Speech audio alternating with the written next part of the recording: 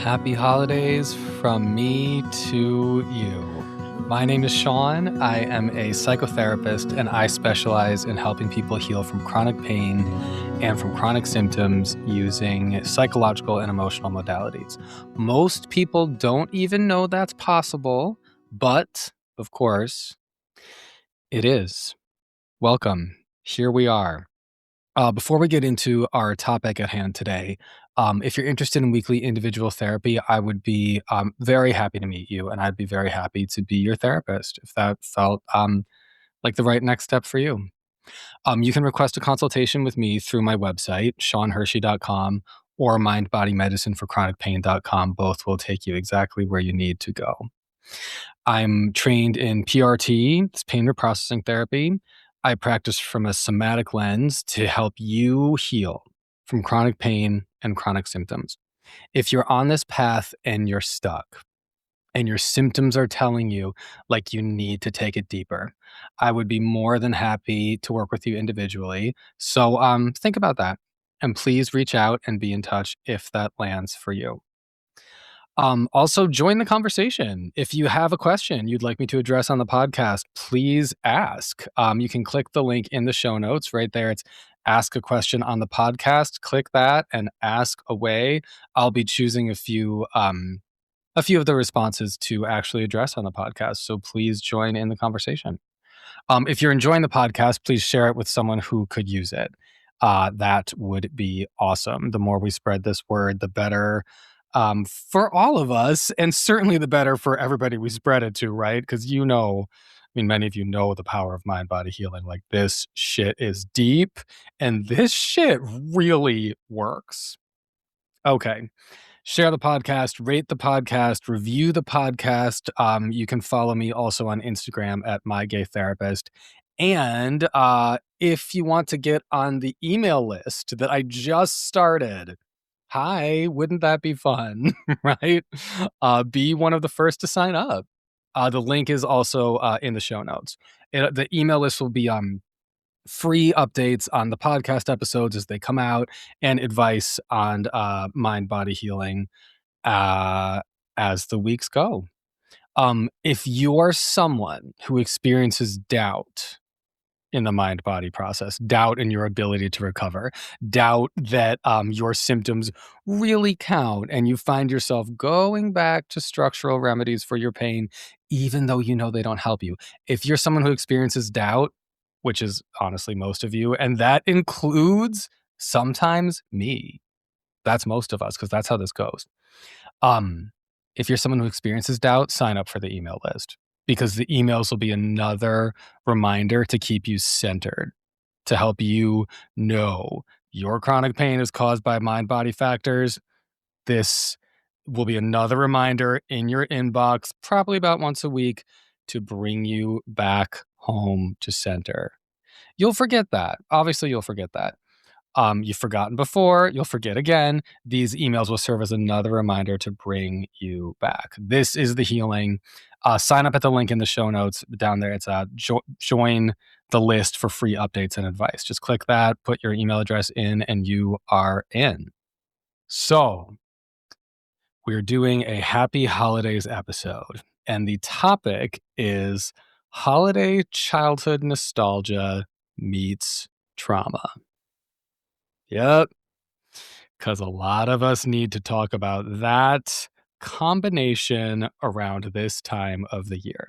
Holiday childhood nostalgia meets trauma. Whew. Settle in, wherever you're at, settle in, because we're going to have a nice time with this today. So depending on who you are and how you celebrate this time of year, you might be seeing a lot of your past. And you might be around people and themes that really trigger a lot from the past for you. To me, during my childhood, Christmas was a key moment every year. In my world, the calendar year was a journey between two poles, summer on one end and Christmas on the other.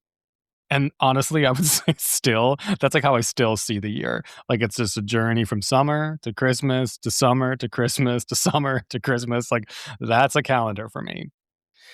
Christmas is core. It was very core in my childhood, and it still is core to the structure of a year in my mind.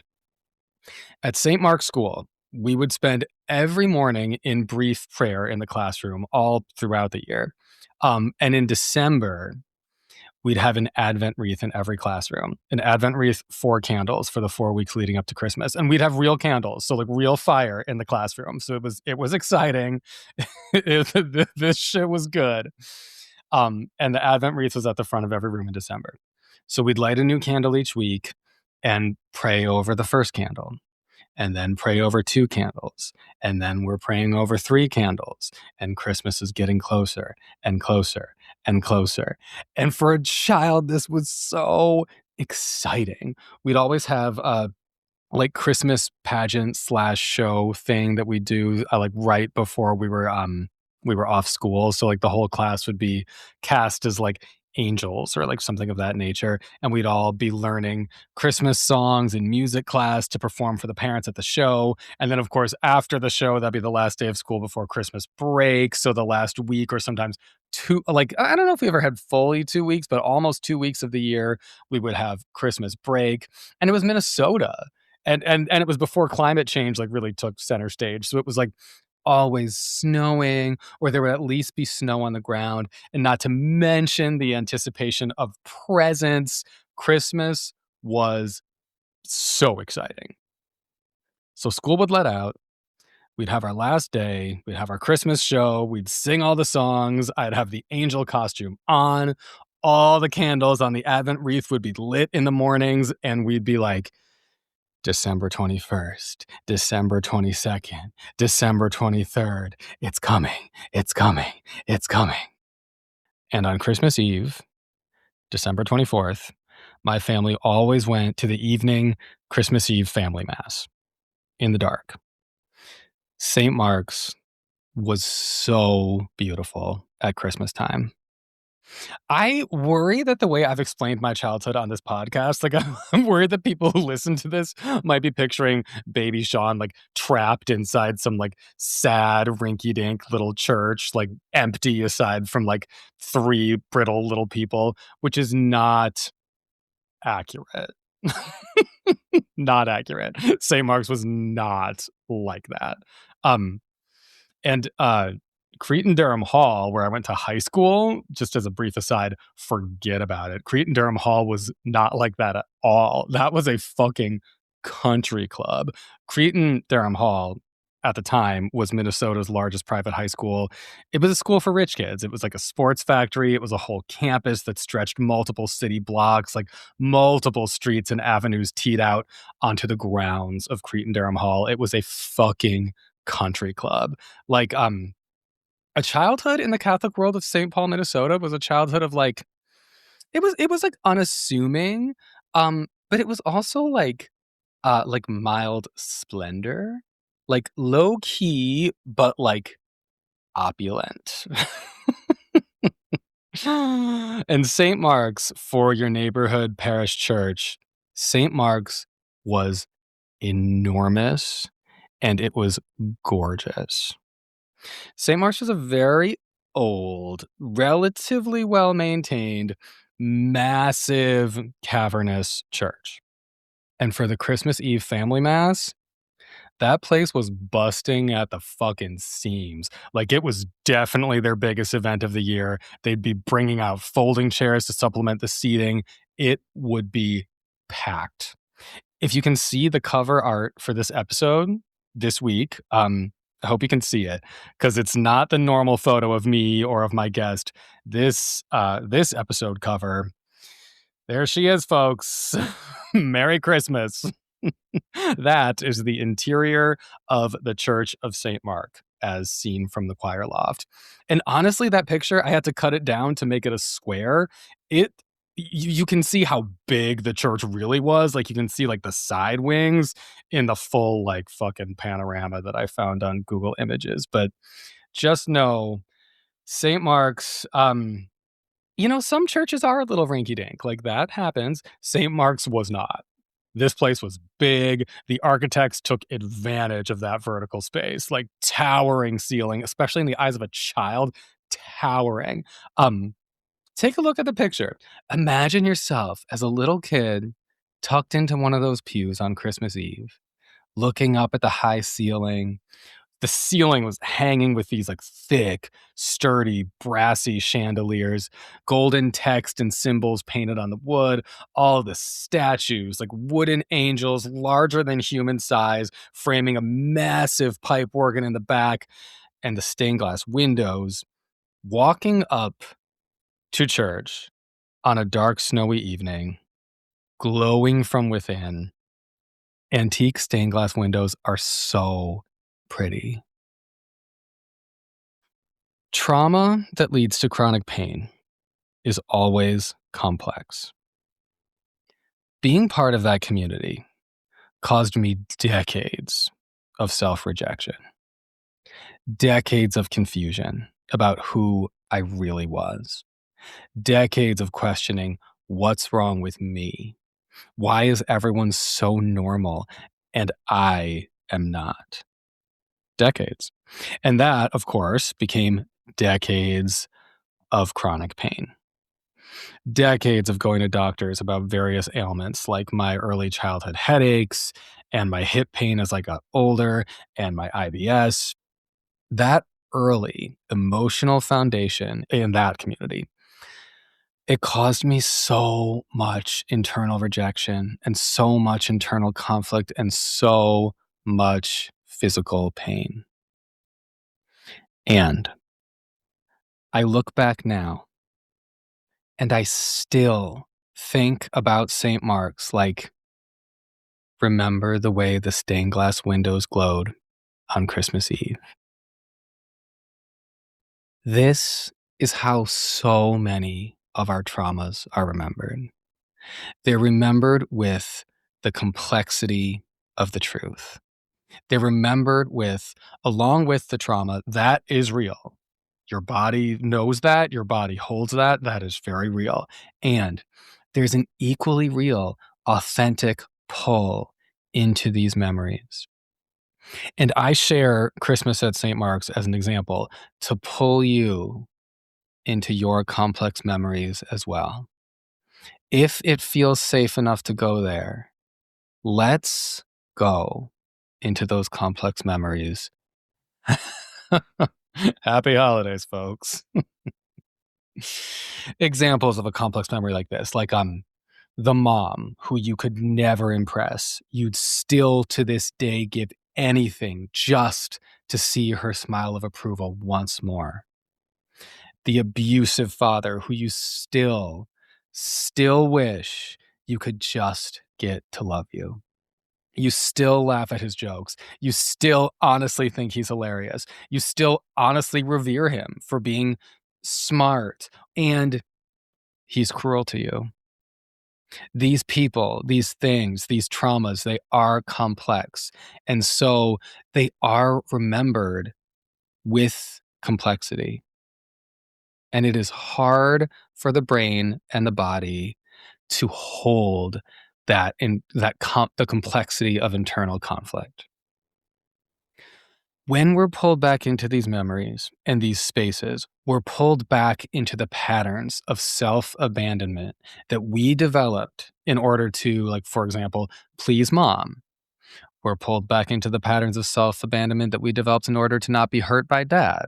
We're pulled back into the patterns of self-abandonment that we developed in order to enjoy the beauty of Christmas and to feel like you got to be part of it, to feel like you belonged. And you did belong. And you didn't. It is our job now to honor all the pieces of that complex, complicated tapestry of emotions. Whew, chronic pain. Why does someone develop chronic pain? Did your chronic pain? Okay, let's do some examples. Did your chronic back pain start because you suddenly caught scoliosis? No. Did your chronic IBS start because you developed SIBO out of nowhere? That's small intestinal bacterial overgrowth. No. Or maybe did your IBS start because you developed SIBO not out of nowhere, but after a round of antibiotics? No. Did your chronic plantar fasciitis start because of that long walk? No. Did my chronic hip pain start because of my long walk? No. Did your chronic pelvic pain start because of your embedded infection that you keep testing negative for, but you know it's there and no test is sensitive enough to pick it up? Is that how your chronic pelvic pain started? Is that the source? No. No, no, no, no, no. Once more for good measure. That's not how chronic pain develops. What do all of these examples that I'm listing off, what do all of these examples have in common? They're all structural explanations for chronic pain. Now, is it real that you'll be in pain if you get, like, something dangerous or threatening happening in your body? Yes. If you get a cut, it will hurt. Most infections in the body, yes, they will cause pain.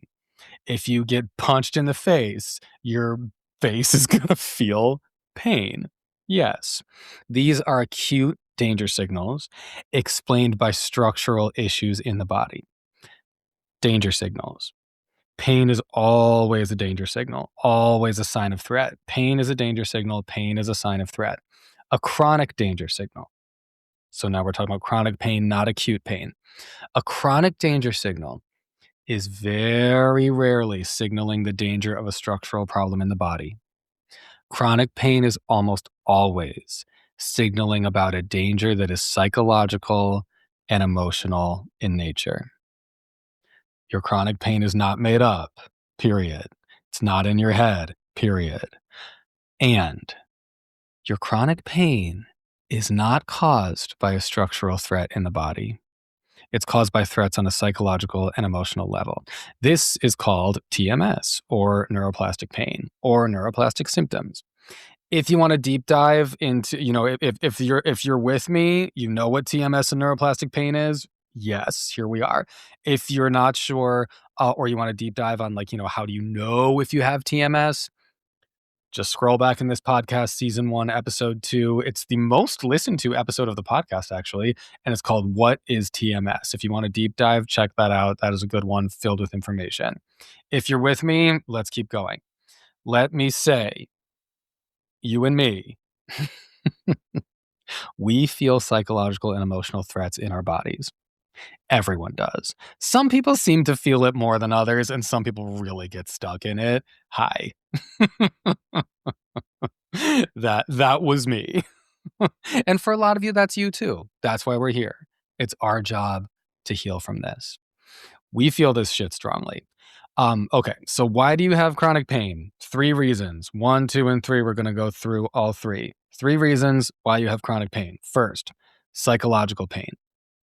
When you have a sensation of pain in your body, usually the first automatic, not even conscious response is some version of that's a threat.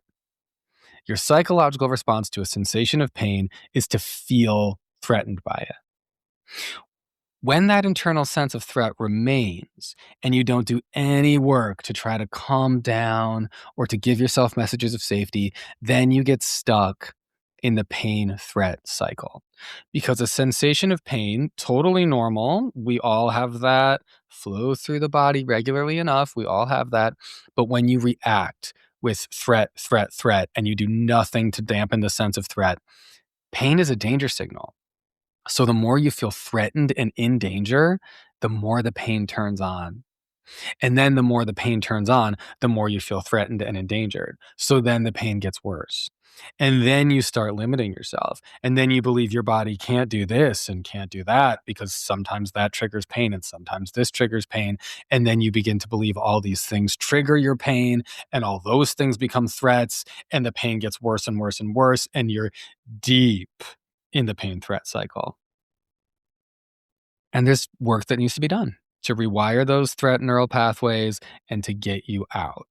That's the first cause of chronic pain, the psychological cause of chronic pain, where the neural pathways are firing and they really don't need to be.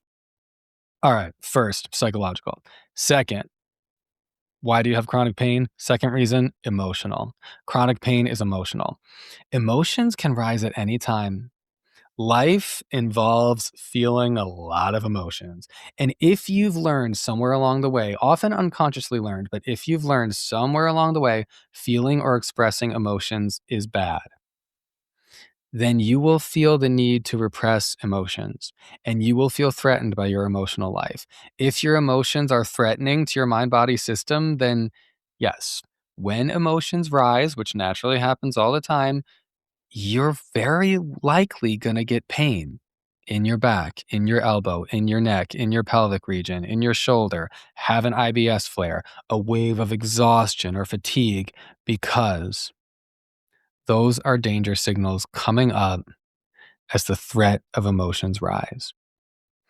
And if you're walking around with a lifetime of repressed and unacknowledged and unprocessed emotions, like just below the surface, yes, that is very threatening to the mind body system.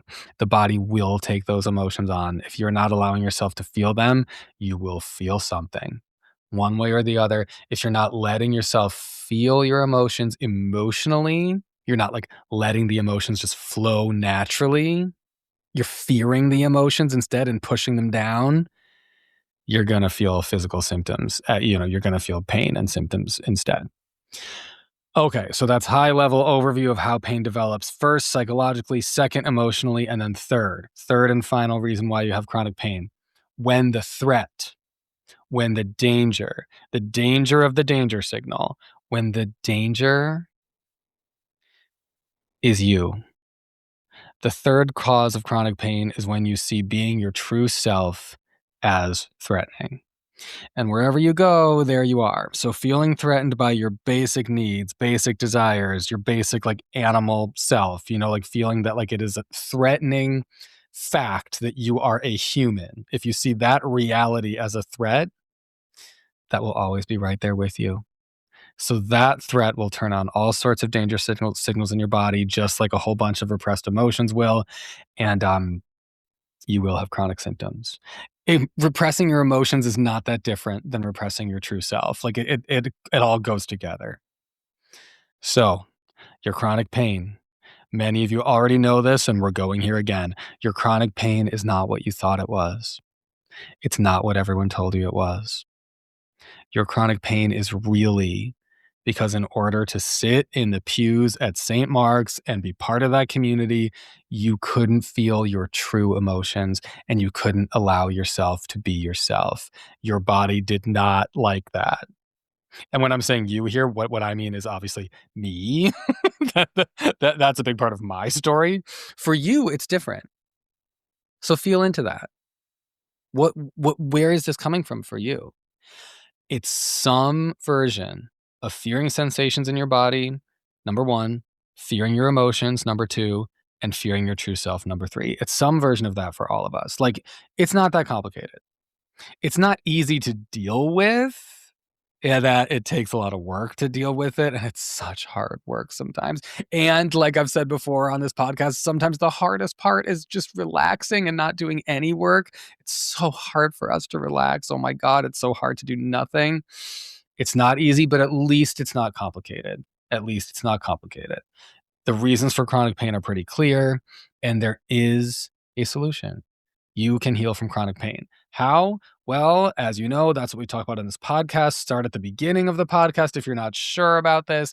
Episodes 1 through 5 truly lay the groundwork very well. But briefly, if pain is a danger signal, then the healing is in feeling safe, or at least feeling safe enough, like safe enough to calm the chronic danger signal.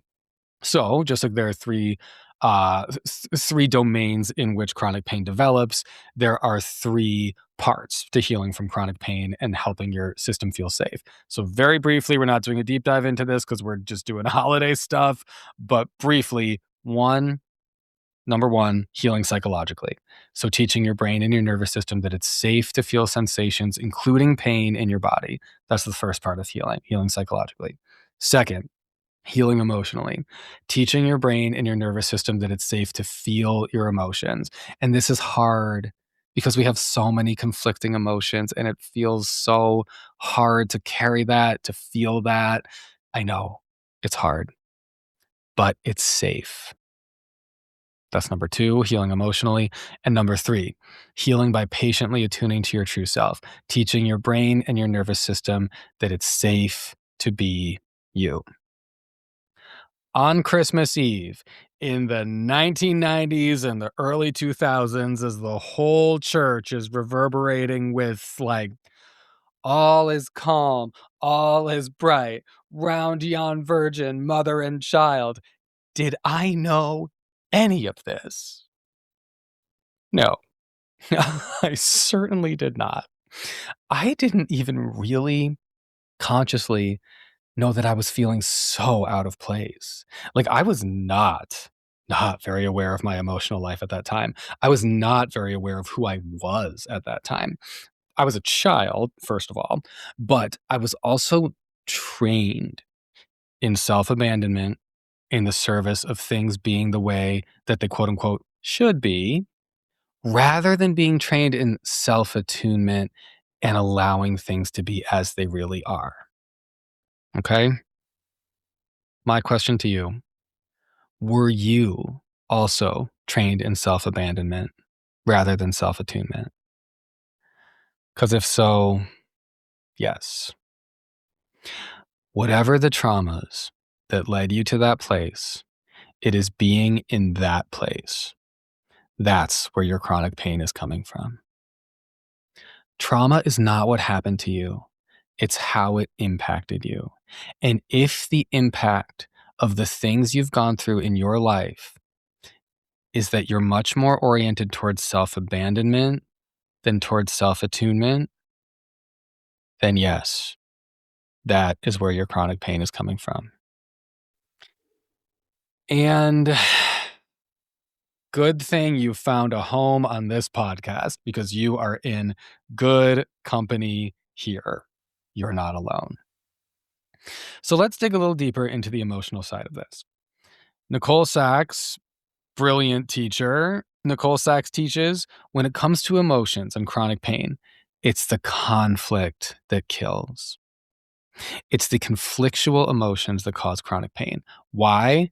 Because conflict causes emotional repression. The internal conflict is what makes certain emotions threatening to feel. We don't like internal conflict. It's very hard to hold, I love my family. I need my family. This is the only family I have. And at the same time to hold, but they force me into this whole world that makes me feel so bad about myself because I'm too feminine. It's simpler to feel I'm too feminine, to turn all of it on yourself. If you make yourself the problem, then you're not in internal conflict with your family. You're just in internal conflict with yourself and with your truth. And of course, we know, with your body. Which is, I mean, it's just the place that most human brains end up choosing. It's harder to feel they're wrong, and it's simpler to feel I'm wrong. It's simpler to feel I'm too feminine, or even worse, to feel I'm not feminine, which is just like a blatant denial of the truth all around. But all of those emotions, I love them. I'm scared. I am scared for myself. I don't, all of these, I am this way. I am that way. All of these things, all of those pieces of the puzzle, they are all there. They're all there. They're all real. Deny reality all you want. It will still be there. It will still be there.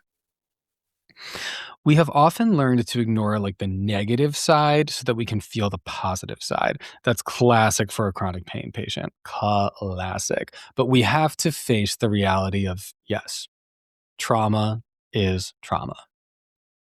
Trauma is trauma, even if it looks beautiful. Trauma is trauma, even if it feels enticing. Trauma is trauma, even if it looks like your favorite memory of Christmas time in childhood. Trauma is trauma even if it feels like your first experience of love. Trauma is trauma even if it feels like family. Trauma is trauma even if it is family. Trauma is trauma even if it feels like home. Trauma is trauma. All of these things can be true at the same time. Some of your favorite memories, some of your favorite people, they are also core memories and core characters in your trauma stories. They're the settings and the characters in the narrative that led you to turn away from self-attunement and towards self-abandonment. Some of your favorite people. Oh. And I'm just like, what a cheerful Christmas message, right? Like, listen to me. I'm like, your favorite people are also the cause of your self-abandonment and the cause of your trauma and the cause of your chronic pain. Hark the herald angels fucking sing, people. Don't turn the podcast off. Subscribe to it. Subscribe to the newsletter. Sometimes the truth is hard to hear or it sounds a little crazy. But if this feels like the truth to you, then it is the truth. If this feels like the truth, then it is the truth. Okay? We can trust your internal instinct. We can trust that. And maybe this doesn't feel like the truth for everyone. That, your favorite memories and your favorite people are also wrapped up in trauma and self-abandonment and chronic pain. Maybe that's not the truth for you.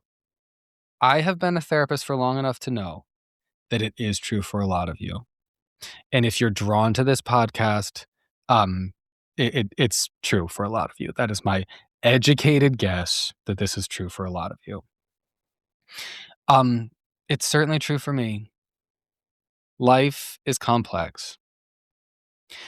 And even if it's hard, it is freeing to acknowledge the truth. The truth frees your true emotions to just flow. The truth frees your true self to just be. And Christmas time, it takes me right back to St. Mark's every year. Not physically anymore, although that was the case for a long time in there, going back to St. Mark's every year. I don't go back physically to St. Mark's anymore for Christmas. Not for many years. But emotionally. I'm 37 now. I probably haven't set foot in St. Mark's on the Christmas Eve for 10 years. But I really bet Christmas will take me back to St. Mark's every year as long as I live. I really bet that's true. And I love Christmas. It's one of the best parts of the year. If there are only two parts of every year, it's summer and Christmas. So this is my way of saying, allow for complexity. Allow for the complexity of your emotions this holiday season. If you deny yourself the knowledge that you have gone through trauma, you will continue to reenact the patterns of self-denial and self-repression that were enacted on you. You will continue to reenact those patterns on yourself, and you'll continue to be stuck in chronic pain. When you tell yourself that unacceptable situations are fine, or unacceptable situations are not bad, or unacceptable situations are fun, or unacceptable situations are like just a good time with your family, or if you tell yourself like memories from really hard times in your childhood are like so sweet and so nostalgic, and I wish I could go back to that simpler time. Don't do that to yourself this holiday season. When you do that, you're still living in fear of your true emotions, and you're still repressing your true self. This holiday season, do something nice for yourself and something nice for your body. Let yourself feel whatever you feel. Let it be complex. Let it be love. Let it be resentment. Let it be family. Let it be deep anger. Let it be home. Let it be anything else that comes into your heart. Let it be. Just let yourself be whoever you are. Let the truth just be. When you allow for that complexity, these things are no longer threats. Your true self and your true feelings are no longer threats to the false sense of reality you've been trying to cling to. When true reality can be faced rather than feared as a threat, guess what happens? You got it. That is what gets you to healing your chronic pain. That is what heals, folks, and that's what we're here for. When you can face true reality rather than fear it as a threat, that heals chronic pain. That's it. Oh, so happy holidays. Happy holidays from me as I lean into feeling the complexity of my true emotions and as I work on taking care of my true self, to you. As you lean into feeling the complexity of your true emotions and as you work on taking care of your true self. Happy holidays from me to you. I'm sure St. Mark's is still just as beautiful as it ever was. I won't be there to see it, but I know all the candles in the Advent wreath will be lit this week. And I'm sure the windows in the church still glow just as bright now as they did for me then. I'll talk to you next week.